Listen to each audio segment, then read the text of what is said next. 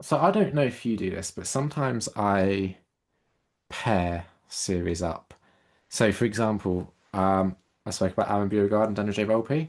I always do one, then immediately followed by another one. I don't know why. I just started doing it, and I'm like, I'm going to carry on doing that.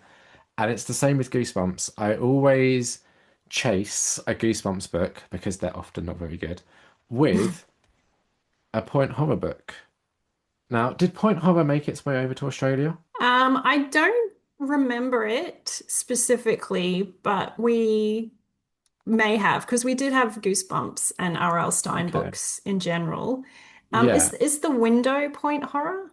Yes, it is. Okay. Well, I do have that one, and I remember that because it's one that's still on my shelf from my childhood. So, okay, I Nice. probably just didn't recognize it was a series. It would just be like, here's the R.L. Stein book, so I'll just pick one. Yeah.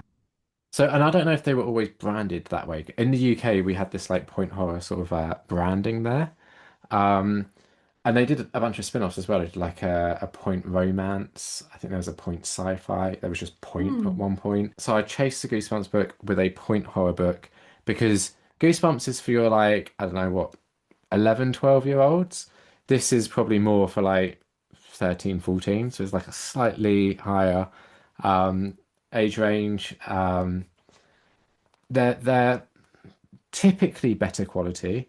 R.L. Stein, who wrote Goosebumps, has also written a bunch of point horror books.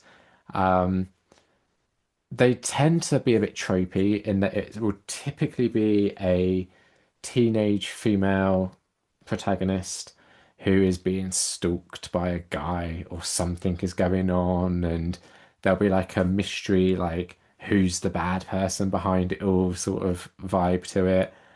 And I'm always terrible at figuring it out and predicting it. So every time I'm like, oh, that's a nice little surprise. Every now and again, they'll dip into supernatural. There's like a couple that mention vampires, one that has like ghosty things in it. I've read about 70 of these, I would say, and there's maybe 10, if that, that have supernatural elements. But they're so fun. And like How Goosebumps, many how many are there in the I total? would say roughly, I think there's about 100 or so of Point Horror books. And then they had two spin-offs, one called Point Horror Unleashed, where there was maybe another 20 of those, which was supposed to be slightly more extreme than Point Horror. Mm.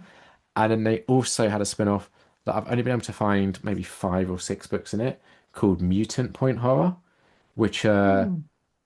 monstery kind of things.